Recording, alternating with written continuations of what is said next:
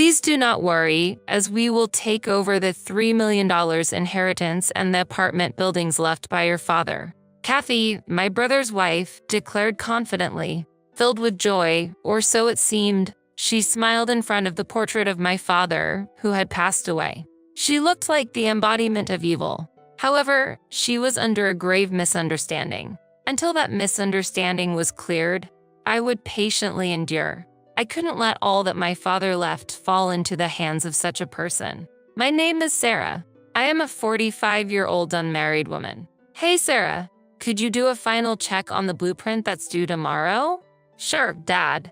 At my father's request, I started the final check on the blueprint. I work at my father's architectural firm, handling both clerical and design work. Ever since I was young, I've been interested in my father's work, aspiring to have the same career as him. For this purpose, I studied architecture and design in high school and university and joined my father's company immediately after graduating. We have continued the business together. I have been designated as the next manager by my father, and I have the trust of our employees. I have an older brother who is 5 years older than me and a liberal arts major, but he has no interest in design and is unlikely to be involved in the management or operation of the company in the future, so I am not particularly worried about the succession of the business. It is a small company with about 15 employees that my father took over from my grandfather. I intend to cherish and grow this company from then on. That's my resolution. Dad, I've finished all my work. I'll head home and start preparing dinner. Thank you, and good job for today. My father normally insists that employees leave on time unless there is a special situation. On that day, as 6 p.m. approached, most of the staff had already left for home, and only my father and I remained in the office. He always said a manager should work diligently and not slack off, and he would work late into the night every day. I have respected my father for many years for this. However, he was turning 75 that year. He was not young anymore, and I wished he would avoid overworking. Upon arriving home, the house was pitch black. My mother had died in an accident when I was in my 20s, and now it's just my father and I. As I turned on the light and was about to start preparing dinner, I heard the door opening. "Oh, Sarah, are you here?" It was the voice of Kathy, my brother's wife. I wondered what she needed at dinner time. "What brings you here so late?" "I don't care about you." "Where's your dad?" I honestly couldn't feel any affection from Kathy's harsh words. It seemed she hasn't had very good feelings toward me since before she married my brother. "Don't depend on your parents and live a sloppy life. Don't expect to rely on us when you get older," she would often say. I live independently without relying on my father and have no intention of asking my brother and his wife for help in my old age. But arguing is pointless. No matter what I say, she doesn't listen. She continued her barrage of words. "Claiming you're not dependent while you have a job thanks to your father's business? You can't predict the future as you age. You should save up for retirement early." She would always criticize me at every opportunity. After speaking with her, I realized that talking to someone who harbors ill feelings toward me is meaningless. Since then, I've tried to avoid her as much as possible. My brother got married in his 40s, so they don't have children. Yet, she had the audacity to tell me, being unable to have even one child, "You're a burden to society." That statement applies to her as well, but I never said it out loud. That's because my brother told me Kathy once had an illness and can't have children because of that. So, please avoid that topic. I know there's a difference between a person who can't have children even though he or she wants it and a person who can wish for it but decided not to. But still, I couldn't comprehend what made my brother decide to marry her. Around that time, question marks seemed to be floating above my head all the time. Oh, how I detested them. "So, when will your dad be returning home?" "Dad will likely be home late tonight. He said he would stop by the apartment first." That apartment, huh?" Kathy said with a sly smile. "That apartment was originally passed down from my grandfather to my father. While we no longer owned it, Dad still cherished it as a property I received from my dad and regularly checked on it. He even actively did the cleaning and weeding that the property management company usually handled, apparently to the residents' delight. Hearing that Dad wouldn't be back soon, Kathy quickly gathered her things and began to prepare to leave. What could her true purpose be?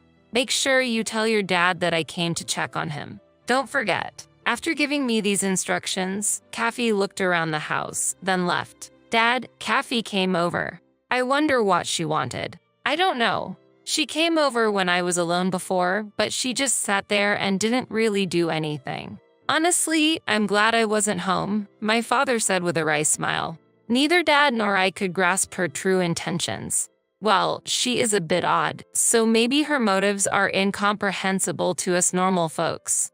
But I don't mind it much. Sarah, dinner was delicious today as well. I'm always grateful, Father said with more gratitude than usual. What's with you all of a sudden? It feels weird. I joked, and my father laughed shyly. You've become so reliable, Sarah. Maybe it's about time for me to retire. What are you talking about? I still have so much to learn from you, Dad. Is that so?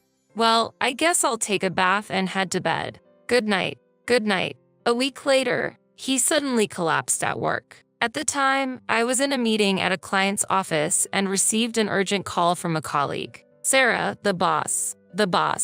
My father, unconscious, was rushed to the hospital. I immediately wrapped up my work and headed to the hospital, called my brother right away, and then contacted Kathy. My brother promised to come to the hospital quickly, but Kathy's response was, do I need to go there?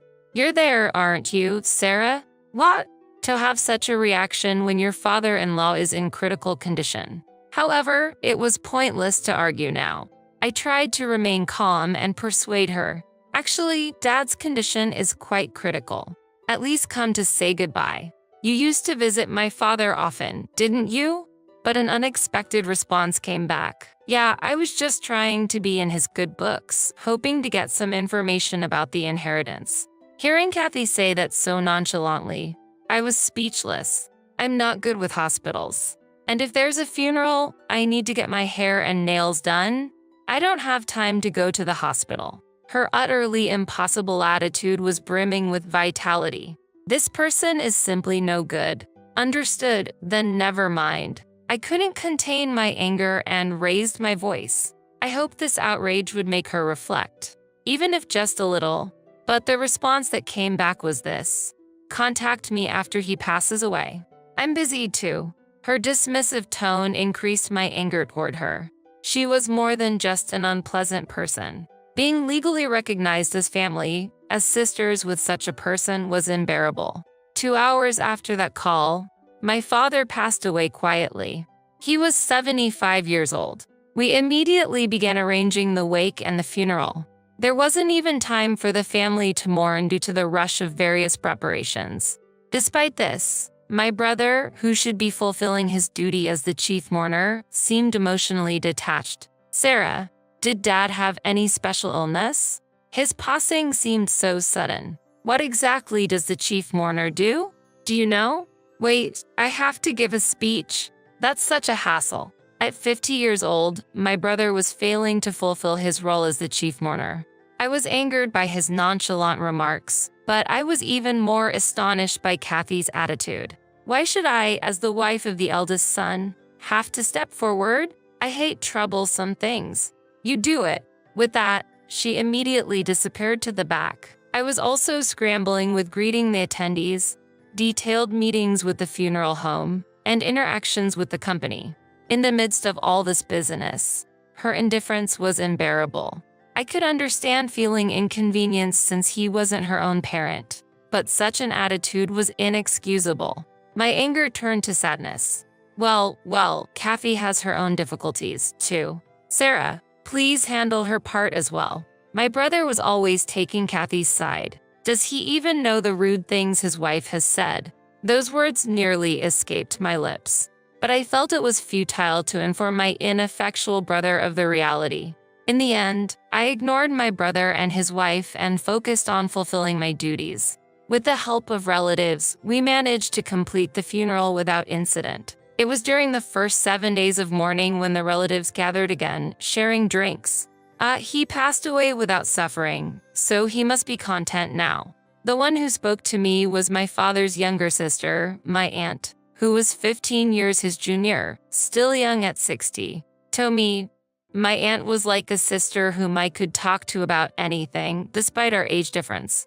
As my aunt and I were reminiscing, Kathy suddenly stood in front of us, exuding the aura of a villain from a drama. If this were a drama, even someone who just tuned in would immediately know she's the antagonist. Shall we get started? What are you starting? I tilted my head, not grasping her intention. It's about inheritance. My husband is the eldest son, so the $3 million inheritance and that apartment are rightfully ours. I checked the bank book the other day. My aunt and I were surprised by this abrupt talk of inheritance, exchanging glances. How did she check the bank book, which was securely locked away in the depth of a safe? We were at a loss for words. Kathy, presuming to control the situation, confidently continued. You have the company and this house, don't you? What more could you want? Well, that's… Before I could explain, she unilaterally pushed on with her agenda. Next to her, my brother, as if uninterested, simply kept drinking silently. Maybe I'll raise the apartment rent a bit. If the rental income increases, our life will be easier. Or maybe we could rebuild it. Your dad really left us a valuable inheritance. Her loud voice echoed, and the relatives fell into a hushed silence. But then someone couldn't suppress a laugh. One uncontrollable laugh spread to others, who began to look down, covering their faces with handkerchiefs. Then my aunt whispered to me, "Is she joking?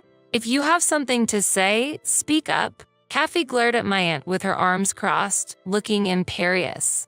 My aunt and I could only offer a wry smile. Taking a deep breath, I began to explain the situation. Kathy, there is no inheritance left for my brother to receive." "What do you mean?" "There's no way there is nothing. Are you trying to trick me?" Kathy's face, once triumphant, now filled with anger. "The circumstances are different. The apartment belongs to my aunt, and I have taken over the company. The inheritance from Dad has already been passed on completely. So there is nothing left for my brother to inherit now." "What? That's news to me. I haven't been informed of anything at all. Since this was decided before my brother married Kathy, it's understandable that she didn't know. Here's the situation. It was only natural for my father to want to pass the company to me after years of working with him. I had initially resisted, feeling it to be a heavy responsibility, but it was very important to him. He had a strong desire to pass his business on to his own flesh and blood. When I decided to take over the management, we went through the proper legal procedures for inheritance with a lawyer. As for the apartment, it's Dad's lifetime gift to my aunt and uncle, a decision made when Grandpa passed away. Everything about the company has been settled, and my brother agreed when it was decided that I would take over. Lastly, the ownership of this family home has also been transferred to my name. So, there is really nothing left for my brother to inherit now. As I carefully explained the details, my brother seemed to recall something and began to speak. Now I remember. Dad gave me a substantial amount of money as a lifetime gift or something. Was that what it was? I got a lot of money all at once and just spent it without much thought. Ahaha. Indeed, my brother used to spend quite lavishly when he was single. He would travel overseas more than 3 times a year, his taste in brands significantly upgraded, and it seemed he would change cars several times a year. So the apartment is in Andy's name. I always thought I would inherit it. My brother must have conveyed such information to Kathy without verifying it. Unaware of the true circumstances of the money he received amounting to nearly $1 million, he had spent almost all of it without a second thought. This was easy to imagine. So what about the bank book with the $3 million in it? That's an old bank book from the company that's no longer in use. But why do you ask? It should have been stored in the safe. That old safe. Perhaps it had been opened with a thin tool of some sort. If so, that would be quite a feat. My aunt frowned and stared at Kathy. At that moment, my brother murmured quietly, "Did Dad hate me?" "What?" I let out an exasperated voice at his unexpected remark. "Because it's just Sarah who gets the special treatment. I've already spent all my money and I have none left. You'll have the house and the company." To such a childish remark, my aunt stood up. "You're an adult now. Why would you say such things? Do you know how hard Sarah worked to take over the company?" "Auntie." My aunt understood the struggles and efforts I had gone through, knowing that my decision to take over the company was not made lightly. She spoke in my defense for that reason. "The financial hardship you're facing is the result of your own actions. It's only natural that your money would run out if you lived so lavishly." I remember Dad frequently worrying about my brother's extravagant lifestyle. Giving him cash might have been a mistake. If such wastefulness continued, bankruptcy would be inevitable sooner or later. I shared his concerns, and my brother used up the lifetime gift he received from Dad within a few years. Not leaving cash behind now is, in a way, a lesson from Dad. One should enjoy luxury from income earned by one's own work, not from unexpected money. My aunt's stern advice made my brother hang his head. However, Kathy was not convinced. "I've never heard of anything like that. Why am I the only one who doesn't know? I can't believe the apartment wasn't his anymore." "That's because it happened before you came into the family. I'm the wife of the eldest son, and I wasn't informed at all. Dad didn't teach me anything." This is strange. Watching Kathy's outburst, it was clear that my father had not discussed the inheritance with her, but I could somewhat understand his intentions. Maybe he had always seen through Kathy's greedy nature, her significant attachment to money. "There's nothing strange about this. It's Dad's will." At my calm response, Kathy's eyes widened and she raised her voice. "I won't accept this. I'll sue you. But you're not even in a position to inherit, so I don't think you have any right to reclaim anything." Hearing my logical statement, Kathy became furious. She knocked over a vase that was a keepsake from our mother, shattered the glasses on the table, and rampaged around, screaming incoherently. What was supposed to be a gathering for my father's memorial turned into an unexpected uproar. Eventually, my brother and other relatives had to intervene to calm her down, and the gathering came to a somewhat peaceful end. "Kathy, I'll send you the bill for the broken vase and glasses later. Wrecking someone's house is not acceptable." "Shut up, you money grubber." With those words, Kathy hastily left the house with my brother in tow. Honestly, if anyone's a money grubber, it's her. It's astonishing how money can change a person so grotesquely. It was a day when I fully realized the true horror of Kathy's nature. In the end, my brother and Kathy got divorced. Surprisingly, the initiative for the divorce came from my brother, who was always hesitant in making decisions. After witnessing her obsession with money, I became scared to be with her. My brother said with a pale face that seemed to indicate he had no visible wealth left and seemed to wonder what would have become of him if he had. Kathy, who was a housewife, claimed she couldn't survive if they got divorced. But then we found out something about her. Actually, Kathy had a criminal record for marriage fraud before we got married. When I brought that up with the lawyer and filed for divorce, she surprisingly agreed to it easily. I was shocked to learn about her unexpected past. However, considering her abnormal fixation on money, perhaps it's not surprising she had some issues. To be honest, I'm relieved that the family ties with such a person have been severed. Yet, I can't help but worry about my brother's lack of judgment. As his sister, I feel concerned. "Sarah, I mean boss, you have a visitor." I stood up at the call from an employee. "There's no need to start calling me boss." I still feel a bit embarrassed by the title, but I am also aware of the grave responsibility I hold to protect this company and its employees.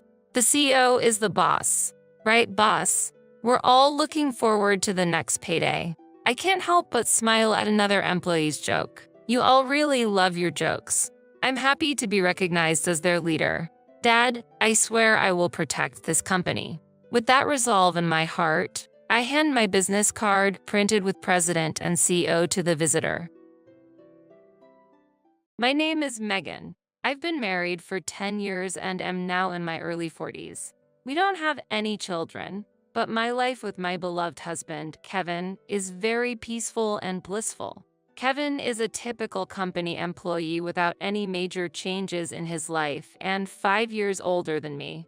But since I'm working part-time, our two-person household has a reasonable amount of financial leeway, allowing us some luxuries. Our married life has been smooth without any major ups and downs. However, a minor incident started causing ripples in our tranquil daily life. This incident involved the news of my beloved father's death and inheriting his apartment. When we got married, my father started living alone in a new, modern two-bedroom apartment he had purchased. On the other hand, Kevin and I lived in my childhood home, a four-bedroom apartment filled with memories. This childhood home was transferred to me from my father when I got married. Before that, my father, mother, and I used to live there. When I got married, my father gave it to me with his blessings for our happiness. He suggested, "Why not start your new life in this home?" I was elated by his offer. Later on, when my father passed away, I inherited the new two-bedroom apartment he was living in. I was very fond of that apartment, so I decided to rent it out immediately. However, one day, during a conversation with my in-laws, an unexpected suggestion came up. Sarah and her children are living in a small place. How about they move to Megan's four-bedroom apartment? Sarah is Kevin's younger sister who was divorced and raising 3 kids. They were living in a two-bedroom apartment, which might be a bit tight for them. But to be honest, my relationship with Sarah has not been great. Every time we met, she would make slightly sarcastic remarks about us not having children yet. Kevin and I decided to get married when we were just under 30. Since then, Sarah started to make pointed remarks. After crossing 30, her comments became even more hurtful. Remarks like, "You're already past 30 and you still have no kids?" Or "Aren't you seen as less of a woman without children?" were thrown in jest. But what shocked me the most was an incident after my beloved father passed away. Sarah said, "It's a pity you couldn't show your father the face of his grandchild." It was a moment that left me cold. Sarah is actually 3 years older than me. Instead of a younger sister-in-law, she's more like an older one. We've always tried to treat her as family and interacted with her amicably. But after such remarks, I naturally built a wall in my heart against her. I'm an only child, and my only family was my father. Amidst the grief of losing him, Sarah's words were truly shocking. Time had passed since my father's death, and I hadn't seen Sarah for a while. But out of the blue, my mother-in-law made a surprising proposal. Sarah says she'll pay $500 in rent each month. Looking at my mother-in-law's smug face, I was so shocked that I couldn't say anything. The apartment we lived in was a bit old, but we had taken good care of it, so it was still in a usable condition. There was a big shopping mall nearby, and we could easily take trains and buses.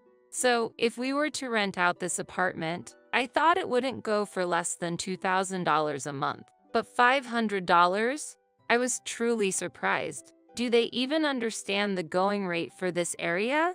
It's unthinkable for this spacious four-bedroom apartment's monthly rent to be just $500.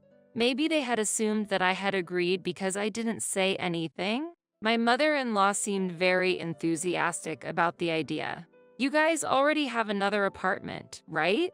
You can just live there. Even if you don't renew the lease, later on, Sarah and the others will move there, so it's fine." How long is the contract term? Kevin was also very excited, saying, "That's really a great idea. The place where your father lived is new and lovely, and it's perfect for just the two of us." At this rate, I felt like the conversation was progressing without considering our opinions, and I started to panic. I couldn't help but blurt out, "Isn't there an option for all of us to live together in this apartment?" My in-laws' house was big and they were the only ones living there. Rooms for Kevin and Sarah are also available, so I thought it would be no problem if they moved in. After all, they've said they want to live in a bigger place. Normally, before making such moves, you would consult with your family, I think. However, moving to the in-laws would mean the kids changing schools, and they seem concerned about the hassle and cost of buying new school uniforms and gym clothes. I was hesitant to clearly express my reluctance to rent to Sarah in front of my mother-in-law, but I told her, "This place is my hometown. I can't just leave easily." I left their house that day, but my mother-in-law said, "You don't have to decide right away," which made me feel she hasn't given up. When I returned home, I asked Kevin, "This apartment is precious to us? Why are you deciding so easily to leave?" He looked surprised and responded, "Well, it's not a single-family home." I was a bit shocked by his reply. Perhaps because he grew up in a single-family home, an apartment doesn't feel like a real home to him. But I wish he could at least apologize for not understanding my feelings. Upset, I raised my voice. "It's my home, my apartment. Why are you deciding things without consulting me?" Kevin looked upset. "We've been married for 10 years. Why do you say my apartment? It's our apartment." His voice contained a hint of anger. I wished he could understand how I feel about this apartment as my cherished home. If he had hesitated to rent the apartment to his sister, I might not have felt hurt by his words "our place." But at that moment, I felt hurt. We tried to calmly discuss it many times after that, but it wasn't easy. Kevin seemed not to understand my feelings at all, and I got words like money-minded, stubborn, and selfish thrown at me. As time passed and the seasons changed, the wall between us remained unchanged. During that time, I kept receiving messages from my mother-in-law asking if the discussions about living together were progressing. The pressure from my mother-in-law and Kevin, who wouldn't understand my perspective, slowly wore me down. I felt I was reaching my breaking point. One day, I was shocked to receive an email from Sarah. It says, "Why are you two, without kids, hesitating to move out of such a small space? You don't need that big of a place. Just leave." I hadn't heard from Sarah since our discussions about the apartment, and yet here she was, out of the blue, telling me to leave. I never imagined I'd receive such a direct email. Reading that message, I reflected on how much I had endured and felt deep self-loathing. The idea of divorce crossed my mind several times. I tried to calm myself each time, but I felt like I was at my limit. I decided to go to the local government office to initiate divorce proceedings. I also decided to reach out to a specific place for the next steps. A few days later, with a renewed mindset, I visited the court. Upon checking, it turned out that both the apartment I lived in and the one I was renting out were all under my name. It was my apartment. Confirming this fact, I decided to confront my relationship with my husband and thought about what I should do next. I wanted to thoroughly discuss everything with him. I've told you many times, this is my house. I just can't stand the idea of renting this apartment to Sarah. I don't want to rent my home to someone who belittles and looks down on me. Please persuade your mother and Sarah, I said. Kevin's face darkened, looking like he was thinking this topic again. I had told Kevin about all the harassment I received from Sarah and how much I disliked her. I wanted him to understand my feelings, but the outcome was different. Kevin sided with Sarah, saying, "Sarah is right." In hindsight, I could have gotten a divorce at that point, saving myself from this anguish. But I couldn't end a relationship that had lasted for 10 years so easily. If Kevin rejected my proposal, I was prepared to divorce. Deep down, I felt that way. Maybe you're just being overly sensitive about Sarah? Perhaps you feel she's being condescending, but maybe you're exaggerating things. I really don't understand why you feel this way, Kevin said, making light of my feelings without knowing the whole story. His words stung. Was I the only one feeling like this? If that's the case, will you sign this? I presented him with the divorce papers. A look of shock appeared in Kevin's eyes, but he immediately said, "Do you really feel that way? You want to end our relationship over such a trivial matter?" "I'm serious. I care about Sarah too, and I always wanted to be with you. But recently, our relationship feels different. I don't feel the love anymore, so I'm leaving," I said while looking into his eyes. My heart ached at Kevin's attitude. His casual smile hinted that he didn't grasp the gravity of my feelings, and I felt a tear threatening to spill. I wished he would leave sooner rather than later. Maybe Sarah and your mother don't necessarily want to get along with you. Have you ever considered that because you always think about yourself? That's why our relationship is like this, Kevin said in a slightly softer tone. This is how we always were, misunderstanding each other even while trying to care for one another. Look, I think it might be impossible to fix our relationship, no matter how much we talk. I feel there's still a distance between our hearts. I can't even imagine a future with you anymore. If you won't respond to my feelings, then we'll have to take legal action, I explained slowly. Kevin, with a mix of surprise and sadness on his face, quivered. Do you really feel that way?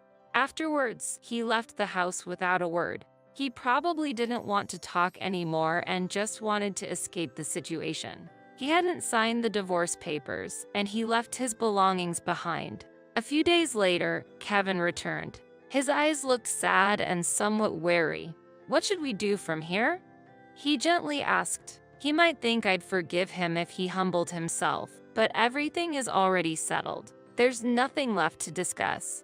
If you agree to the divorce, sign these documents. If you can't, then we'll have to seek legal action. And also, I'm letting go of this house, I said. Actually, I had been considering selling the house for some time. The day I went to get the documents, I had consulted with Mr. Thomas, an old friend of my father's. I've known him since I was a child. He was by my father's side until his last day. Mr. Thomas, who attended my father's funeral, gave me his business card and asked to be contacted if any problems arose. The card listed his law firm's details. With Mr. Thomas' introduction, I was fortunate to get assistance from a judicial scrivener regarding the inheritance my father left behind. When I told Mr. Thomas about my situation, he gave sincere advice. He informed me about the importance of verifying ownership, handling complications in divorce negotiations, and other helpful tips.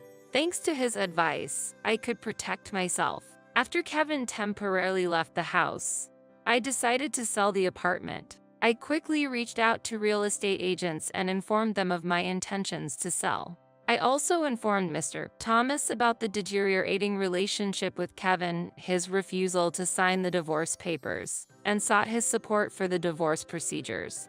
When Kevin found out about the sale of the apartment, he reacted with both shock and anger. You always said this was our family home. Are you really planning to let go of such an important place? And after being so concerned about Sarah, you're truly selfish. But his words no longer unsettled me. Do you have anything else to say? I asked, looking him straight in the eyes, and took a deep breath. He was momentarily taken aback, but quickly began to assert his views. Why would you decide such an important matter on your own? The apartment might be in your name, but after a divorce, there should be a division of property. This apartment is the property of both of us who live here, right? Kevin became emotional and pleaded with desperation. In response, I gave him a slight smile and replied, Actually, this apartment has been under my name even before we got married. I've already checked with my lawyer, and any property acquired before marriage is not subject to property division. Selling the apartment, of course, had its resistance, but I didn't want to leave behind more painful memories in this place. With the information about property division from Mr. Thomas, I decisively chose to sell. Kevin, upon learning the truth, suddenly changed his attitude. I'm sorry. This place is special to you, but it hasn't been sold yet, right? Please reconsider. Why don't we give it another shot together? I'll explain things to Sarah and Mom. Please, just stop the divorce and the apartment sale. In his words, I questioned myself why I had stayed with him for 10 long years. I'm dumbfounded that I chose someone like him. Don't put on a nice face now. When we were together, you never once took my side, did you? Thinking of starting over with you now is unfathomable. So please, leave. We both need a fresh start. He wasn't easily convinced, creating a vast rift between us.